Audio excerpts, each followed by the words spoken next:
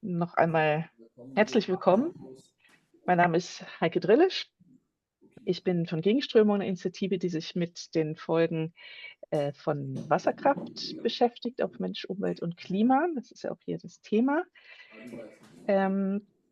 Ich freue mich sehr, dass wir im Vorfeld der COP jetzt hier diese Veranstaltung haben. Quelle des Lebens, Flüsse, Wasserkraft und die Klimakrise. Genau, und zwar machen wir das gemeinsam mit der Grünen Liga und der Stiftung Living Rivers. Beide Organisationen sind auch Mitglied in der AG Wasser des Forum Umwelt und Entwicklung, das hier auch mitveranstaltet. Vielen Dank auch an Nina, die das hier organisiert. Genau, weitere Mitveranstalter sind das Klimakollektiv, von dem wir auch einen Referenten werden begrüßen können, sowie unsere internationalen Netzwerkpartner Rios to Rivers und Waterkeepers Alliance. Ja, damit vielleicht, sofern Leute noch nachgekommen sind, nochmal der Hinweis: Unten findet sich die Weltkugel mit der Möglichkeit, die Sprache auszuwählen, mit der man hier die Veranstaltung verfolgen möchte. In English, for those who've come later, there's the globe at the bottom of the room, and you can choose English if you want to follow the event in English. En español hay un globo abajo donde se puede escuchar la traducción en español. Ja, damit übergebe ich dann auch schon an Michael Bender von der Stiftung Living Rivers, der hier durch die Veranstaltung führen wird. Vielen Dank, Heike. Heike, du wirst dann in Belém, Brasilien, auch direkt vor Ort sein, oder? Okay, dann, ja, Ja, das ist der Plan. alles klar. Genau, weil von Heike hören wir dann auch nochmal wieder, und zwar in der Diskussionsgruppe Nummer A, im Anschluss an die Inputs, wenn es darum geht, Aktionen und Beiträge zur Klimakop direkt zu beraten und was dort in Belém passieren soll und wie wir unsere Botschaften letztendlich auch in die Klimakop einbringen. Zweite Diskussionsgruppe, die wir haben, wird dann sich dem Schutz und der Wiederherstellung von Flüssen widmen, dem Einstürzen lassen von Dämmen, internationalen Netzwerken und der Kooperation. Das wird in Englisch stattfinden, Working Group in English B. Und in der dritten Diskussionsgruppe geht es um die Aktionen der Klimaallianz, aber auch alle anderen, die sich mit Flüssen und Wasser und Klimaschutz in Deutschland beschäftigen, was dort an Aktionen geplant ist. Zu allen dieser Arbeitsgruppen haben wir jetzt noch aber im Vorhinein Inputs. Und ich werde jetzt auf Englisch umschalten, damit die freundlichen freundlichen Gesprächspartner von mir mich direkt verstehen können. So the first thing, first subject that we will have is about the Klamath River. Klamath River is the largest dam removal project in history of the United States and maybe in the world. And I'm very proud, I must say, that Brooke Thompson is here with us.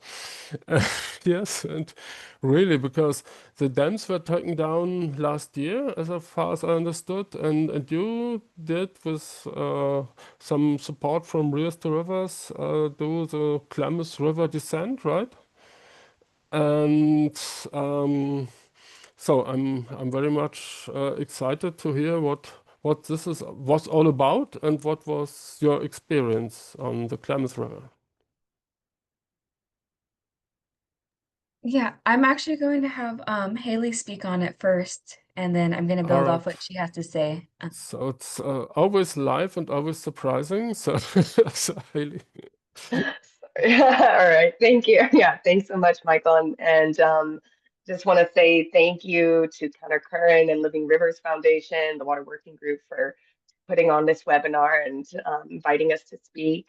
And my name is Haley Stewart, and I'm one of the coordinators for the Rivers for Climate Coalition, also the global coordinator for Rios to Rivers. And for those who don't know, Rios to Rivers is a nonprofit organization that seeks to cultivate the next generation of environmental stewards by investing in Indigenous and underserved youth. And we really use kayaking, whitewater kayaking and rafting as our tool, like our platform, to help provide obviously whitewater training, but also indigenized curriculum and advocacy training. And we also provide opportunities for youth to go to global stages to speak about their rivers, such as the UN Climate COP or the Biodiversity COPs. We've had students speak at the White House, at governor's offices in California, and many other opportunities. So we really try to uplift our students and invite them to become the main representatives of their rivers. And I'm really excited to share with you about this first ascent with my colleague Brooke here. And I think she can speak more about the restoration process and the incredible journey that the tribes there have gone on to accomplish this moment. But as a lot of you may know, in 2024, 4 dams were removed from the Klamath River, and these are dams that have wreaked absolute havoc on the land, the water, the communities, and it was a 100-year battle to reclaim these rivers. And so when it became clear that the dams were coming out, some individuals from the region had this idea that Indigenous youth should be the ones to complete the first undammed descent of the river. And so that kind of seeded the idea of what became this program called Paddle Tribal Waters, which is under Rios to Rivers. And the idea was to train students from around the Klamath Basin, different tribes, Yurok, Karuk, Hupa, Warm Springs. We had Warm Springs and from the Trinity River, from different tributaries, and train them in whitewater kayaking, but also leadership skills so that they can become the first ones to descend the river, but then also kind of these global advocates for what happens next for the river basin as well. And so I have a slideshow. I think I sent it to Nina, but maybe I think it can probably, let's see. Oh, all right. Am I able to share my screen? Let's see, share. Does everybody see a picture? Okay, great. Yep. All right, Great. so perfect. Thank you. All right, so here you can kind of see the Klamath Basin, and where you see those red dots, those are the 4 dams that were taken out. There are 2 little dots up here. Those are the 2 dams that are still in. So they took out 4 of the 6 dams. And so this journey, this first descent, was a 30-day journey that started up here near Chiloquin, right up at the headwaters of the Klamath River. They paddled 3 days across the Klamath Lake, walked around these 2 dams, and then passed through these dam sites, which are experiencing this incredible restoration process. And I'll show this map again. Oh. All right. So, and you can see at the headwaters here, it's just crystal clear blue water, gorgeous, just very pure, clear, clean water. And I think what was really striking was how, oh, and there's one of our students. So we've actually been training these students for 4 years in kayaking, because whitewater kayaking is a very, it takes a long time to gain skills at it and to become proficient at it. And so it was a big investment getting these kids to a place where they could become proficient kayakers to paddle these sections, which were up to class 4, class 5. We had 3 different cohorts, And at different times of the river, depending on the section of the river and the difficulty, we had students who were on only some of our more advanced students were on the harder sections, and some of our less advanced students were on the calmer sections. So anywhere, our numbers with our students from this program fluctuated between 15 to 35 students on the river at a time. And so this is one of the dams that's still up. I think it's the Keno Dam, but Brooke can correct me. And these are some of the dam sites that were removed, and you can see just, the mark of this, where that dam stood and how big it was and the change of the river. And you can also see just, where the land is healing from the reservoir that's no longer there.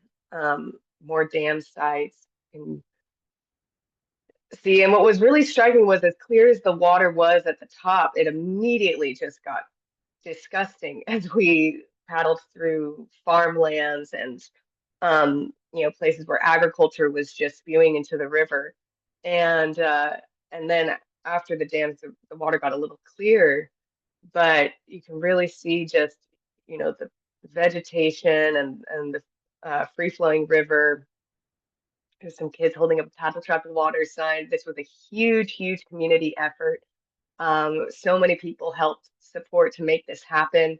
And the last 3 days, we actually had about 300 people join us to float the final 3 days of the river, which are relatively calm, but just joining our students on that journey to reach the ocean on their final leg after 30 days on the river. And so that was really, really special. People came from around the world, from China, from Bolivia, from Chile, from New Zealand, um, from other river basins around the US as well. People came from all over. People came from the tribes. It was just a really incredible time. And this moment of everybody arriving to the ocean was just so powerful. I think the symbolic reclamation of this river after this 100-year battle was just so powerful for everybody involved. And you see that we're being led by two traditional canoes, and then we have our students, and behind them are their instructors, and behind them are friends and family and everybody who's just supporting to make this journey happen. And it was really, really emotional at the beach. Here's this reception as people are arriving. I'm getting emotional just talking about it. After completing this 310-mile journey, and this is the students running the final few feet.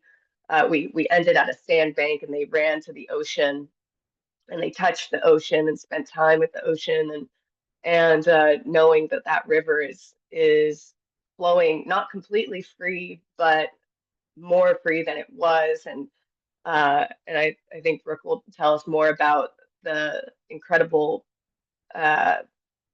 restoration, what we're seeing from the restoration now. This just an incredible recovery, even though we're just 1 year into it.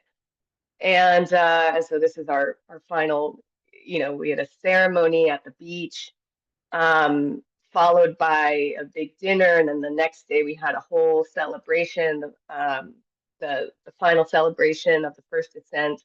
And then that was followed also by our symposium, the Free River Symposium. And this is where we presented the Klamath River Accord. And the Klamath River Accord is a really values-driven declaration written by our colleagues from Rivers for Climate Coalition, our students from Paddle Troubled Waters, our students from our Bolivian and Chilean programs. So youth from all over the world, especially people who are championing rivers, people who are defending their rivers, and indigenous sovereignty and climate resilience through dam removal and river restoration. And so this declaration really kind of builds on the precedent set by the removal of the 4 dams on the Klamath River as a living example of what's possible when ecological justice and tribal rights and river health are centered in the conversation. So it was really exciting for us to be able to present this. And actually, our students were, writing and editing this document on the banks of the Klamath River, which was just so powerful and exciting, after they've seen the change of the river from source to sea. And it was incredible to watch them engage in this, policy document and really pour their hearts into it. And so we presented it at the symposium, which was in Rekwa, just at the mouth of the river. And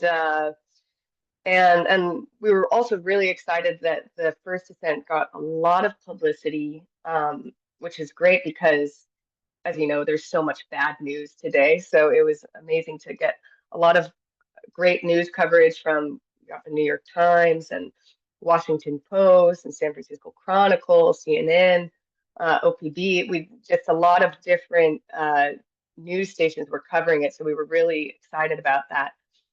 And now that we have this accord and we kind of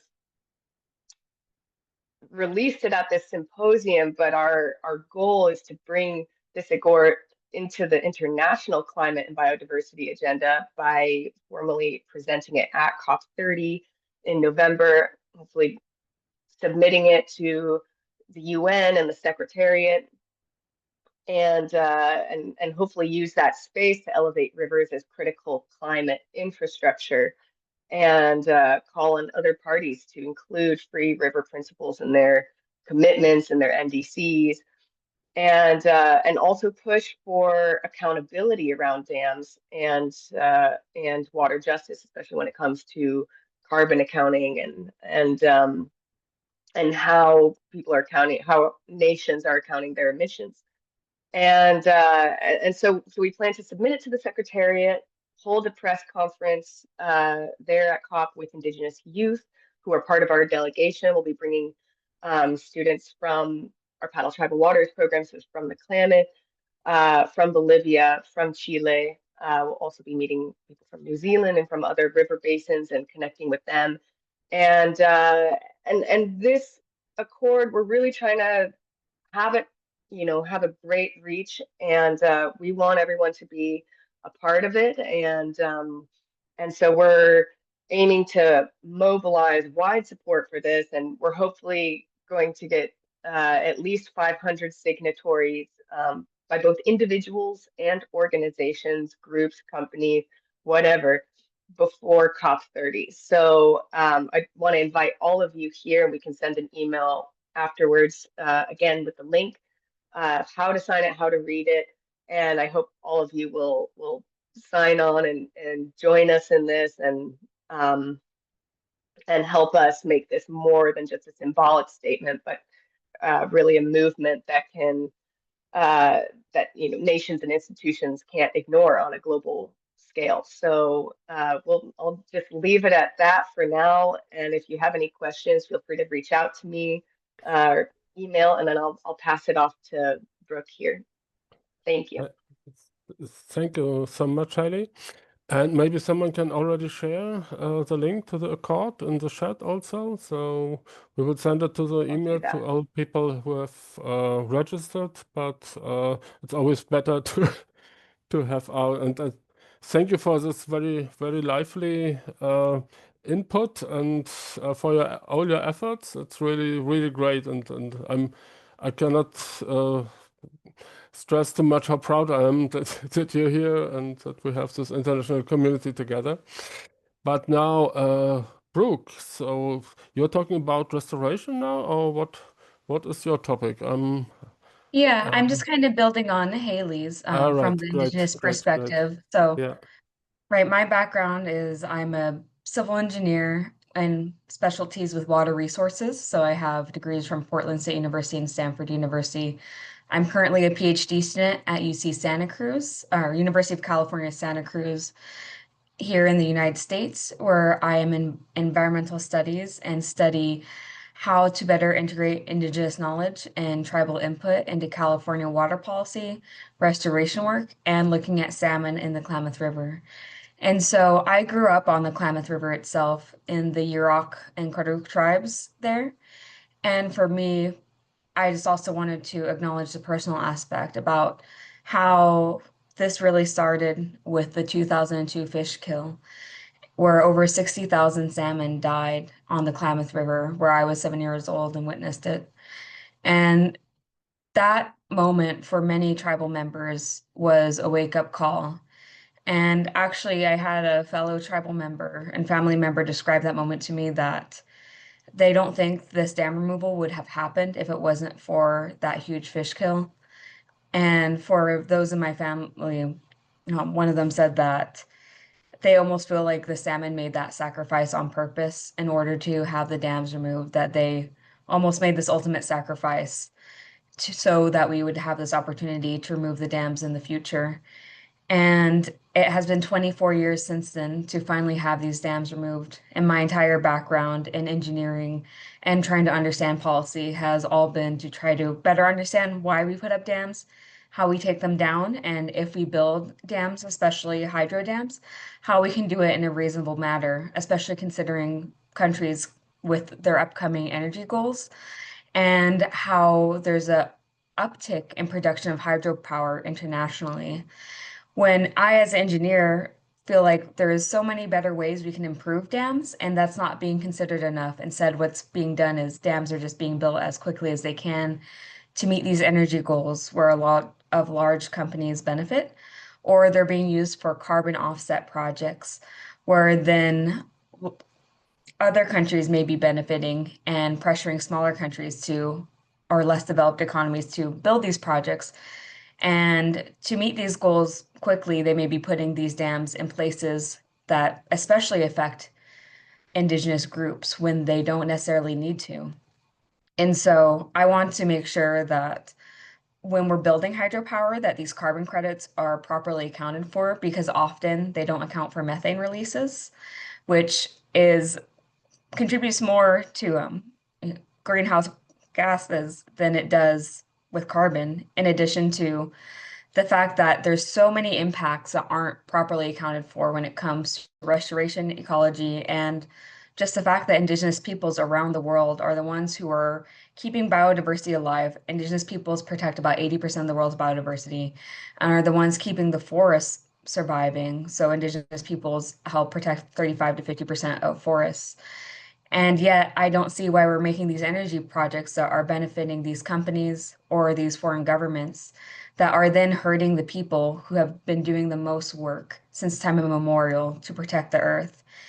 And so my goal is to be supportive of everyone for this climate future and climate crisis that we're facing in a way that holds those accountable who are being a bit reckless with dam placement. And as someone who understands the harm firsthand, also understanding the payments that go into it, right? It's not just the cost of dam removal. And also, it was our local government, so our taxpayers and large donations that help pay for these dam removals, not the companies who spent years and years and years benefiting from the profits of them. And that should be considered when putting these dams in. Dams or any large infrastructure is not meant to stand forever, and we should be considering how to take them out the second we put them in. And I think that needs to have more accountability to those who are the ones really profiting from putting these large infrastructure projects in. And, maybe it's my naiveness as someone who's still in her 20s, but it does not make sense to me. And I just want more Indigenous leadership, more Indigenous youth at the table, as well as youth in general, and those with diverse backgrounds, where if they're currently not at the table, how do we get them there? And then how do we train them to have the skills to be the leaders of the future, versus what feels like kind of a vacuum seal of gatekeeping right now with a lot of higher up leadership. So I really feel privileged to have the opportunity to even speak here today. And I will also be traveling to Brazil along with Haley to go to COP30 to speak on this as well. But right, the dam removal is just one more step in the race to making the water improved, because it's not only the dam removal, it still takes years and years of restoration, right? The water is not separate from the ecosystem, and the ecosystem is not separate from indigenous tribes that live by it. It requires tribes to be healthier so we have the ability to take care of the ecosystem, because we have a direct relationship where the ecosystem benefits when indigenous peoples are able to interact with it. And the ecosystem surrounding the water positively affects the water. So I just want to point out that it's not that we just took the dams out and everything's okay. The dams are a huge, huge, huge accomplishment, and we've already seen so much benefit with salmon, over 6,000 salmon returning in the same year it was taken out last year above the dam site. But also that it's going to take, you know, right now what is planned formally 10 years, but for me, a lifetime of restoration around the dam site, and also healing spiritually our people and community health so that we're healthy enough to take care of the river going forward. But I will pass it off. And if you have any questions, please feel free to ask in the next section. But thank you so much for this time. Thank you so much, Brooke. And I think, yes, this indigenous understanding that we are not the masters of the river, but the guardians, I think this is something that we also should remember as a whole community in all the world. And I can just say, keep your so-called naiveness and keep on going with your fresh energy. I think it does make a real impact. And I'm so proud to have you here, really. Thank you so much. And as I said, we have the discussion on what's going on in Brazil. You will be in the Brazil group, right? All right. Okay. Okay. Then we can discuss more. Thank you so much. And yes, now we have had this huge success story just for fight for 100 years. So yeah. Okay. But we of course also have other areas in the world, many areas actually where we face new dam projects, thousands of dam projects in Southern Europe, in Italy, in Asia, in Africa, but also in Brazil. And as the COP is in Brazil, we have invited Moises Borges from Mabi, Brazil, and he will introduce us to what's going on in Brazil, but also what the community is doing in terms of river protection and also in terms of what alternatives there might be. So Moises, por favor, por favor. Hola a todos, todas. Un gusto estar acá con ustedes. Gracias por la invitación. Permíteme aqui utilizar o portunhol, um espanhol com português, para nos comunicarmos. Bueno, para hablar un poco de la cuestión energética en Brasil, y en especial la parte de electricidad, de las usinas de producción de energía, es muy interesante porque es contar la historia del MAB é contar a história do setor elétrico brasileiro. Nosotros surgimos de la contradición de la construcción de grandes empreendimentos en Brasil, de grandes hidrelétricas. Eu estou afetado na província de Minas Gerais. Hoje estou em Bahia, trabalhando acá na coordenação nacional do movimento e contribuindo na construção da cúpula de los pueblos e também do quarto encontro internacional de afectados por represas e crises climáticas, que vai passar antes da COP30. Então, eu também vou apresentar aqui ter uma apresentação, mas não vou seguir toda a apresentação, mas para que a gente pueda também acompanhar. Estão mirando? Sim? Vamos ver se consigo poner Sí, sí. aí melhor.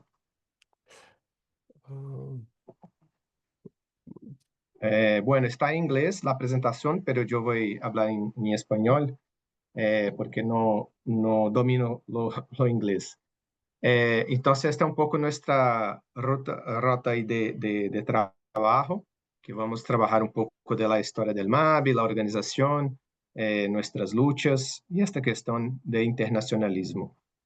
Bueno, a primeira coisa talvez ser del MAB. MAB surgiu em 1991, quando construímos um movimento nacional, pero el MAB já havia lutas, muitas lutas em Brasil, antes de 1990. Em los anos 70, 80, já havia muita gente lutando contra as represas em Brasil, e foram essas pessoas que lutaram para construir também el MAB.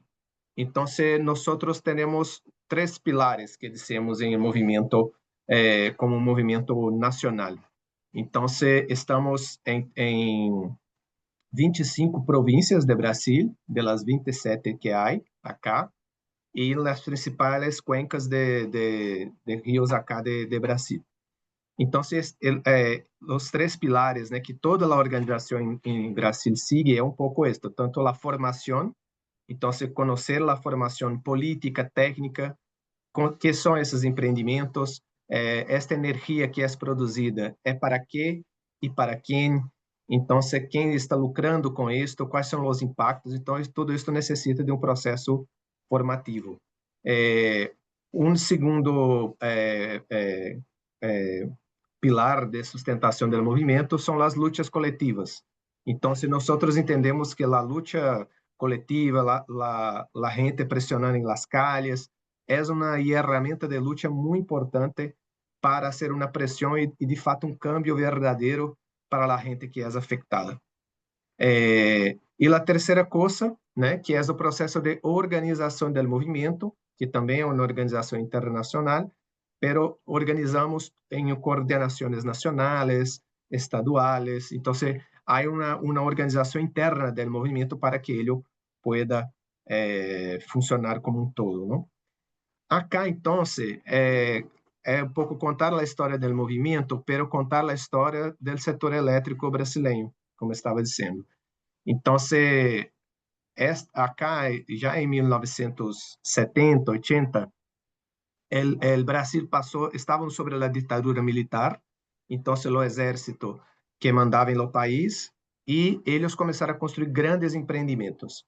Então, para ter uma ideia, uma represa que estamos acá trabalhando em Bahia, que se chama Sobradinho, ela é o maior lago artificial de América Latina, e é feito por uma represa. Era um rio, que é o Rio São Francisco, e hoje é um grande lago que, como as companheiras antes que me antecederam, falaram antes de mim, disseram dos grandes impactos que causa ao rio, não?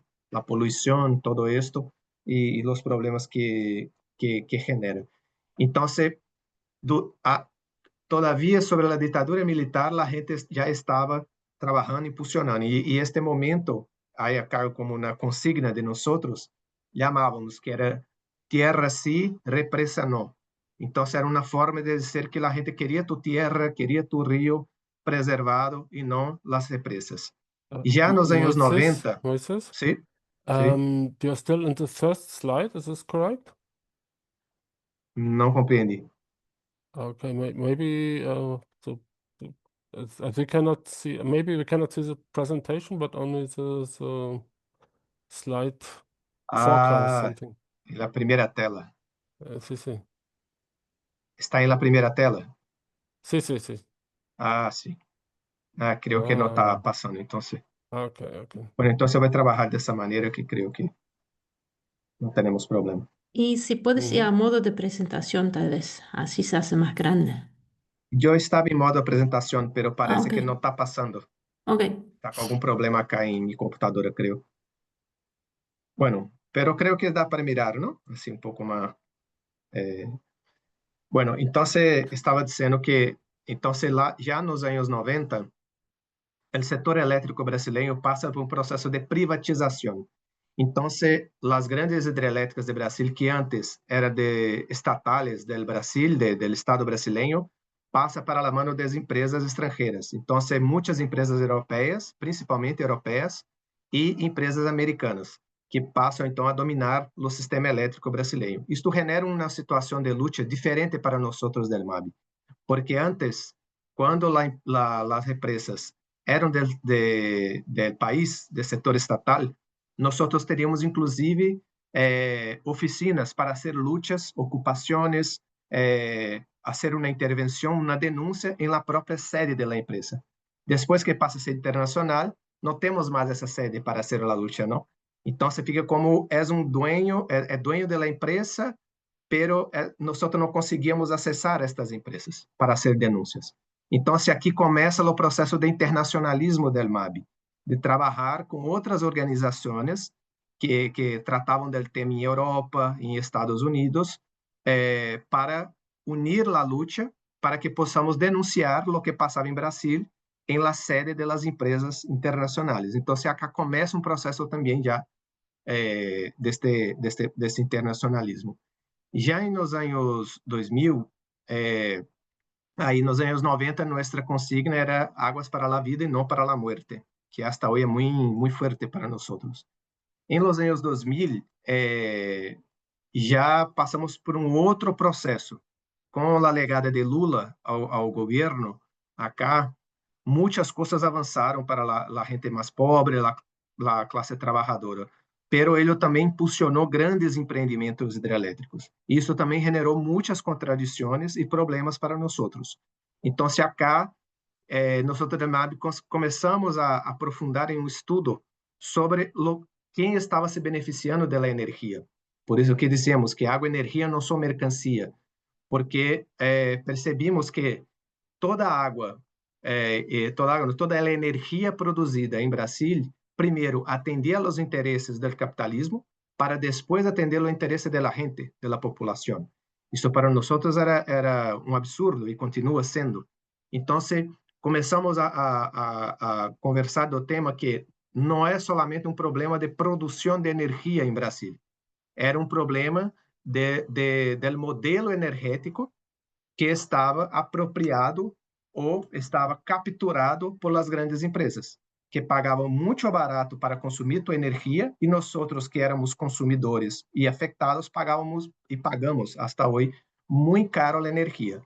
Para ter uma ideia, em Brasil, nossa produção de energia hoje, 60% da energia brasileira vem de hidrelétricas. Se não estou equivocado, 10% são de combustíveis fósseis e nucleares, que nuclear é muito chico acá em Brasil, e lo demás vem de energias solares e eólicas. Então, se mira que o Brasil, em la concepção do capitalismo, o Brasil já ha hecho a transição energética.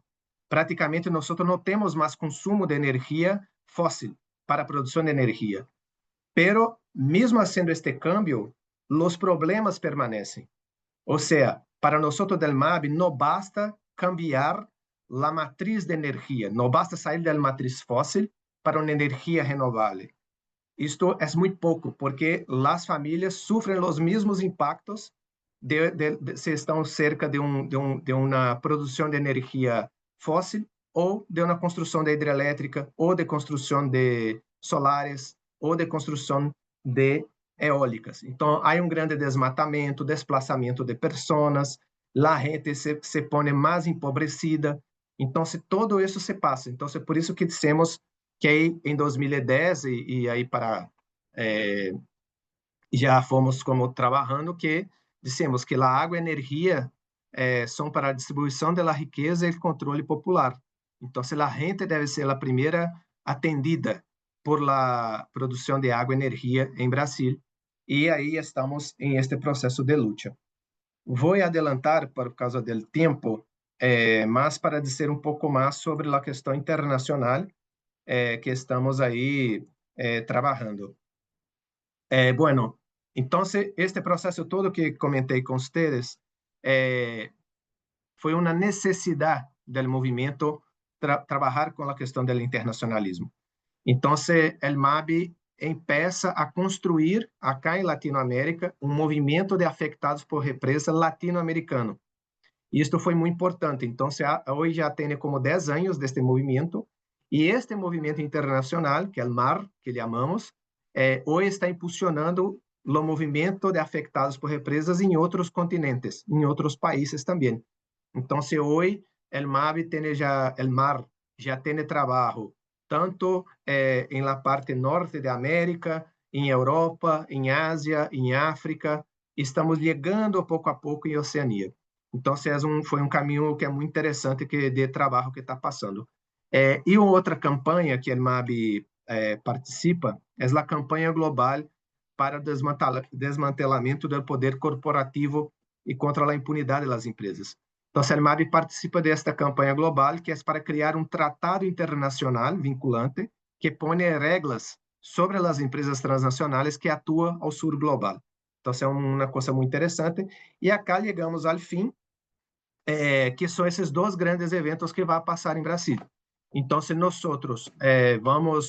estamos construindo então o quarto encontro internacional de comunidades afetadas por represa e crises climáticas, que vai passar o dia 7 a 12 de novembro, e logo depois empieza a Cúpula de los Pueblos, que será do dia 12 de novembro a 16 de novembro. Então, esses dois trabalhos são distintos em termos de objetivos. O encontro internacional ele tem muito essa perspectiva de um diálogo com movimentos de base e aliados que discutam esta questão do afectado, como nós outros afectados podemos fazer avanços de nossas garantias de direitos humanos, mas também a garantia dos direitos da natureza, e construir, de fato, um outro modelo energético, que seja um modelo energético popular, de la gente, de los abajo, e não de los de arriba. Então, este vai ser um pouco a construção do quarto encontro, e, ao mesmo tempo, sacar como uma declaração, algo do tipo, do que os afetados pensam sobre essa questão das crises climáticas. Porque, para nós, do MAB, a COP30, não temos grandes expectativas, infelizmente. Imaginamos que não será diferente do que passou nas 29 COPs, onde há uma influência muito grande das empresas sobre os governos. Então, creemos que nós temos que apresentar que pensamos sobre a crise climática, e não eles disseram o que nós pensamos. E sobre a Cúpula de los Pueblos, aí é um evento muito maior. Então, acá já tem como 800 organizações involucradas, que vão fazer também um esforço em vários eixos de trabalho, de produzir também um documento, uma declaração destas várias pessoas que estão sobre o tema das crises climáticas, mas também esta mirada de abaixo, não? Então, é uma coisa mais ampla também, que será muito interessante. Então, para quem vai vir a Brasil durante aí as atividades, seria interessante que esteja conosco em estes trabalhos também, para fortalecermos nossas lutas. Muchas gracias. Me quedo acá en los 15 minutos. Muchas gracias. And I will now we will have discussion on what's going on in Brazil and how to cooperate with you on spot soon after the next presentation. And yeah, and so thank you for this very interesting input, and much of what you said really resonates with me, and all the movements I'm already in the networks, also in Europe and in Germany. It's very close, and I think it's also true for our climate movement in Germany, and we have. Okay, just a question from Helsley Snow. Could you maybe share the links to the events you mentioned in the chat, so that everybody can access to the to the things that are happening? Yeah, would be great. Thank you so much. But now to the climate movement in Germany. And yeah, it's not so young, the climate movement, of course, fighting against coal and energy from fossil forces and everything for a long time with big rallies and a lot of action. But also recognizing more and more that climate change is about, let's say, carbon dioxide, how much do we have, how much methane and everything. But it's also, of course, about water. So not the sea level rise, but when you talk the effects of climate change, it's more or less it's drought and floods and hurricanes and things like that. And so the climate movement is also considering this. And as far as I understand, Alex, it's also you're also trying to establish a connection to Brazil. And what is our responsibility or to the effects that our consumption of meat and something like this has on people in Brazil, maybe. So we are very, I am at least, very curious what you want to tell us about this and about the river camps. So please, Alex. Ja, vielen Dank für die Einladung und danke auch an Brooke und Haley und Moises für die Einblicke in eure Arbeit. Und es ist sehr inspirierend zu sehen, was in anderen Regionen für erfolgreiche Basisbewegungen und Proteste stattfinden.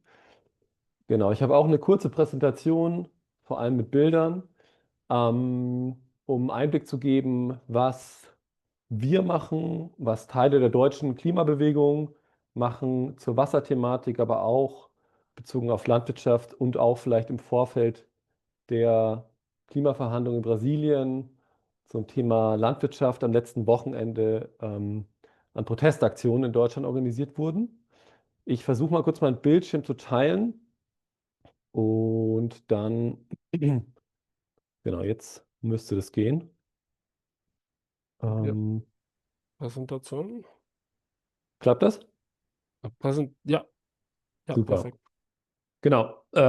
Ich bin vom Klimakollektiv und wir sind wirklich eine ganz kleine Organisation. Die gibt es schon ein bisschen länger, aber wir sind seit vielen Jahren in der linken Klimabewegung aktiv gewesen und haben große Proteste organisiert, vor allem gegen die Braunkohleindustrie, die hier in Deutschland riesige Landstriche verwüstet und für die Großteile der deutschen Emissionen im Energiebereich verantwortlich ist. Und wir haben uns vor mehreren Jahren, als dann auch die Mobilisierung rund um Klimapolitik runtergegangen sind und wir aber auch gegen die Braunkohleindustrie, in die Kohleindustrie große Erfolge erzielt haben, gefragt, wie wir uns neu ausrichten und gemerkt, dass wir in Deutschland eine große Herausforderung haben, dass Wasserknappheit, also Dürren und Trockenheit, gleichzeitig aber auch Flutereignisse immer stärker werden, immer verheerender und häufiger und gleichzeitig es zwar viele Organisationen gab und auch in der Vergangenheit große Erfolge von verschiedenen Gruppen rund um das Thema Wasser, aber das Wasser als ein großes Thema in der Klimakrise in Deutschland noch nicht von der sozialen Bewegung aufgegriffen wurde. Und wir haben angefangen mit Konferenzen, mit Aktionen und Recherchen herauszufinden und zu stärken, wo die Hotspots in Deutschland sind, wo sozusagen die großen Konflikte um Wasser in Deutschland entstehen. Und vielleicht noch so ein bisschen zum Kontext. In Deutschland, anders als in anderen Regionen der Welt, gibt es vor allem große Industrien, also Chemieindustrie, aber auch Energiekonzerne, die Kohleindustrie, die große Mengen Wasser, Grundwasser und Oberflächenwasser verbrauchen und verschmutzen. Und deswegen bekommen in Deutschland die Frage nach Schutz der Wasserressourcen und des Klimas sehr stark zusammen, weil oft die großen klimaschädlichen Industrien in der Chemieindustrie, Kohlekraftwerke, Gaskraftwerke, aber auch Fleischindustrie zusammenkommen mit denen, die sehr viel Wasser verbrauchen. Und deswegen arbeiten wir daran, in bestimmten Regionen, in den Hotspots der Wasserkrise, Proteste zu stärken, lokale Gruppen zu stärken und langfristig eben mit einem Graswurzelbewegungsansatz von unten Druck zu machen auf die Politik und das aber auch zusammenzudenken, nicht nur alleine Deutschland, sondern auch mit anderen Regionen. Genau, ihr seht links ein Bild von unserer Bewegungskonferenz zu Wasser- und Klimagerechtigkeit dieses Jahr und rechts eines unserer ersten Recherchen. Also wir haben so Hefte, Recherchen veröffentlicht zu, wo sind eigentlich die Hotspots der Wasserkrise in Deutschland. Genau, wir haben eine starke Geschichte, dass wir in breiten Bündnissen versuchen, Proteste auf die Straße zu tragen, aber auch mit Blockaden und anderen Aktionen zivilen Ungehorsams auch direkt Zerstörung zu verhindern oder auch Wasser oder Land oder Dörfer, Wälder zu schützen. Genau, ich würde jetzt euch einen Ort vorstellen und nachher vielleicht noch die verschiedenen Flüsse, an denen wir arbeiten. Ihr seht hier eine Karte von Deutschland und die Weser, der Fluss, wo der rote Pfeil hindeutet. Dort ganz im Norden, fast an der Nordsee, liegt Brake. Das ist ein kleiner Ort, der hat einen bedeutenden Hafen, an dem nämlich riesige Frachtschiffe ankommen aus Latein- und Mittelamerika, die unter anderem Soja, aber auch Palmöl bringen für die Agrarindustrie in Deutschland. Und das Spannende an diesem Ort ist, dass dort verschiedene Fragen zusammenkommen und deswegen war dort auch letzten Wochen eine große Protestaktion. Vielleicht nicht neu für viele, aber nochmal ganz kurz, die einfache Brücke ist, ähm, wir wissen, dass riesige Flächen, Regenwald, Ökosysteme, aber auch indigenes Land zerstört werden und in Anspruch genommen, um dort Futtermittel anzubauen, das dann mit riesigen Schiffen nach Europa, aber auch zum Beispiel nach Deutschland, nach Brake transportiert wird. In Brake ist der größte Sojaimporthafen in Deutschland und von dort mit Zügen und LKWs dann für riesige Tierindustrie, aber auch andere Agrarbetriebe durch das Land gekarrt werden. Das heißt, das ist ein Angelpunkt, an dem diese globale Agrarindustrie und diese Zusammenhänge von ähm, der Zerstörung vor Ort in anderen Teilen der Welt und gleichzeitig die Zerstörung kleinbäuerlicher Betriebe auch hierzulande zusammenkommen mit einer lokalen Zerstörung von Ökosystemen wie der Weser, wo nämlich die Bedrohung, wo momentan droht, dass dort wieder der Fluss vertieft werden soll mit krassen Folgen für die lokalen Wassersysteme, damit dort noch größere Schiffe anlegen können.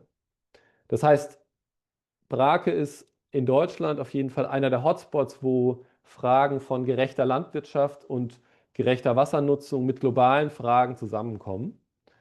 Und dort gab es am letzten Wochenende ein Protestcamp mit hunderten Menschen aus verschiedensten Bürgerinitiativen, Bäuerinnen, Aktivistinnen.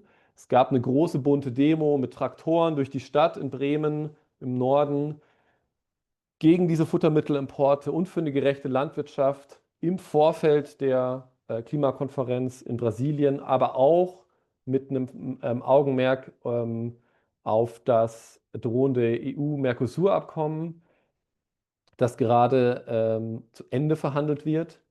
Und gleichzeitig haben Protestaktionen in Belgien, in Frankreich, in den Niederlanden stattgefunden, wo an verschiedenen Orten, das sind jetzt alles Bilder aus Bremen und aus Brake, wo an verschiedenen Orten gegen diese globale Lieferketten der Futtermittelindustrie und des Ernährungssystems protestiert wurde.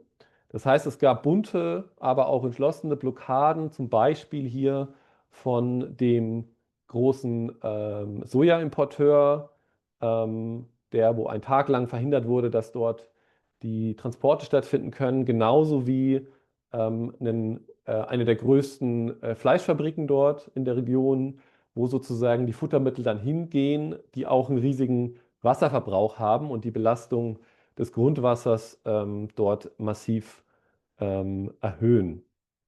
Genau, diese Aktionstage, wie gesagt, waren international im Vorfeld der Klimaverhandlungen in Brasilien, um auf diese Verbindung aufmerksam zu machen.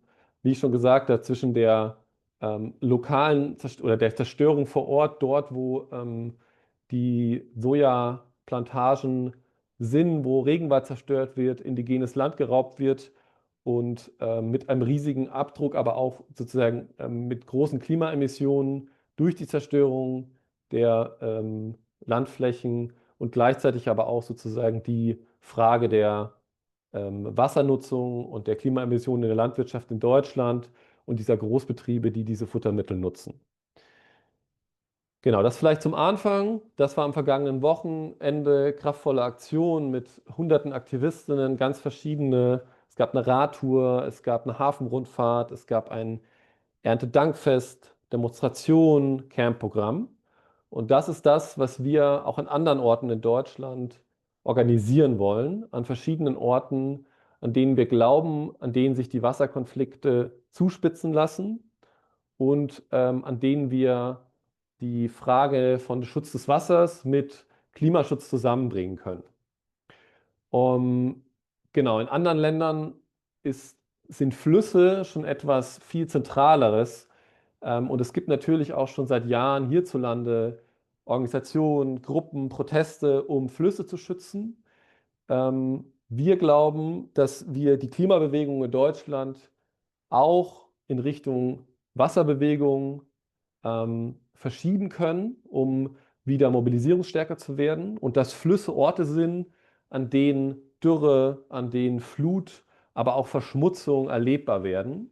Flüsse sind auch Orte, an denen Menschen Beziehungen haben. Also Flüsse sind ja starke Orte, an denen wir auch, mit denen wir Dinge, die Region, die regionale Identitäten prägen. Und gleichzeitig ist aber auch so, dass an Flüssen die großen fossilen Konzerne sitzen, die auch sehr viel Wasser verbrauchen, wie unten links die Chemieindustrie bei Köln. Und wir planen im nächsten Jahr 3 Flusscamps an 3 Hotspots, an 3 verschiedenen Flüssen. Und das ist einmal, ihr seht links den Rhein, einer der größten Flüsse Europas. Dann den Pfeil weiter oben, die Weser, dort, wo ich gerade gesagt habe, da ist Brake und da ist auch dieser Konflikt um Landwirtschaft und Wasser und Klima. Und ganz im Osten von Deutschland die Spree. Genau, diese Camps sind Orte, an denen Menschen sich vernetzen, regional, aber auch international. Gleichzeitig sollen dort langfristig auch Orte entstehen für Aktionen und für ja, die Frage, wie wir die Wassernutzung auch wieder demokratisieren. Vielleicht ganz kurz zu den jeweiligen Flüssen und zu den jeweiligen Camps. Ich will mich da nicht zu lange fassen. Das Wesercamp hat dieses Jahr zum ersten Mal stattgefunden auf einer Insel im Fluss, direkt gegenüber von dem großen Sojaimporthafen. Ihr seht hier eine Protestaktion mit einem Bannerdrop an dem Anlegepunkt und gleichzeitig gibt es dort auch sehr viele lokale Gruppen mit sehr viel Wissen, die Führung gemacht haben durch die verschiedenen Auen und dort kommen eben sehr verschiedene Perspektiven und Aktionsformen zusammen. Auch im nächsten Jahr wird es wieder ein Wesercamp geben und gleichzeitig soll es aber auch ein Rheincamp geben. Das Wesercamp ist für Juni geplant, das Rheincamp wahrscheinlich im August, wenn die Wahrscheinlichkeit hoch ist, dass am Rhein wieder Niedrigwasser aufläuft, also der Rhein sozusagen unter der Trockenheit leidet. Der Rhein ist, für manche, die es vielleicht nicht wissen, ein Fluss, der sehr viel, also die deutsche Identität ist sehr stark mit dem Rhein verbunden, sehr viele Geschichten. Und gleichzeitig ist es auch ein Fluss, der über die letzten Jahrzehnte auch immer wieder Gegenstand war von der Sichtbarkeit der Verschmutzung des Flusses. Ihr seht hier das große Fischesterben. Am Rhein sitzen ganz viele große Chemieindustrien entlang des Rheins, von der Schweiz bis in die Niederlande. Und dort sitzt auch bei Köln ist dort die riesige Kohleindustrie. Und dort kommen verschiedene Konflikte zusammen. Zum einen diese gigantische Wassernutzung und Verschmutzung durch die Chemieindustrie und gleichzeitig aber auch möchten die Kohlekonzerne das Wasser des Rheins nutzen, um ihre Tagebaue wieder zu befüllen. Das heißt, dort gibt es ganz viel Konflikt mit den größten fossilen Konzernen und auch den größten industriellen Wassernutzern in Deutschland. Und deswegen ist dieses Rheincamp auch so ein Ort, an dem das verankert werden kann. Und als letztes, genau, es gab so ein paar erste Protestaktionen, es gab eine Floßtour entlang des Flusses und es gibt lokale Initiativen, die sich gegen diese großen Pipelines wehren, die das Rheinwasser klauen wollen für die Tagebaue. Genau, und als letztes vielleicht noch das Spreecamp, das vielleicht wichtig, der Osten von Deutschland ist die Region, die am stärksten von Trockenheit und regionalen Dürren geprägt ist, weil dort einfach die Niederschläge zurückgehen. Gleichzeitig gibt es hier sehr viele große Konflikte mit zum Beispiel Tesla. Tesla hat dort eine Fabrik gebaut, eine Autofabrik, und es gibt große Konflikte um die Wasserressourcen. Es gibt dort auch gigantische Kohletagebaue. Und im Osten von Deutschland, in Brandenburg, in dem Bundesland, spitzen sich diese Konflikte eben extrem zu. Und die kleine Spree ist ein Fluss, der wird wahrscheinlich in den nächsten Jahrzehnten teilweise fast versiegen. Er wird auch jetzt schon stark verschmutzt. Und dort wollen wir ein Camp organisieren, was eben ein Ort sein kann, an dem sich diese verschiedenen Initiativen und Proteste verbinden können und aber auch zusammen Druck aufbauen. Genau, weil im nächsten Jahr dort auch politische Entscheidungen zur Wasserpolitik anstehen. Genau, das war eigentlich schon so mein grober, glaube ich, so der Kurzinput. Ich glaube, dass die Klimabewegung in Deutschland das Wasserthema sozusagen erzählen und besetzen möchte, ist total wichtig, damit wir auch wieder, wenn wir über Wasser sprechen, können wir auch über Klimagerechtigkeit sprechen. Und in anderen Ländern gibt es dort schon viel größere und längere Proteste und auch Kampagnen und Bewegungen. Aber Deutschland ist eines der Länder, was momentan mit am schnellsten Wasser verliert. Und deswegen müssen wir uns so ein bisschen da reinarbeiten. Genau. Danke auf jeden Fall, dass ich das kurz vorstellen könnte. Und ich freue mich auf die Diskussion mit euch. Ja. Ja, vielen Dank, Alex, für die Darstellung dessen, was das Klimakollektiv und eure vielen Aktivisten und Partner machen in Deutschland, aber dass du auch gleich die Verbindung gezogen hast zu Brasilien und zu unserer Verantwortung hier in Deutschland, aber auch, dass wir alle, wo auch immer wir sind, global eben jeder für seinen Teil Verantwortung trägt und auch aktiv werden kann. So, jetzt, now I switch to English again. Okay. So, poor interpreters. All right. Now, so thank you also to all the inputs that we have. We will now conclude the recording of the session. And so I say thank you for all the inputs.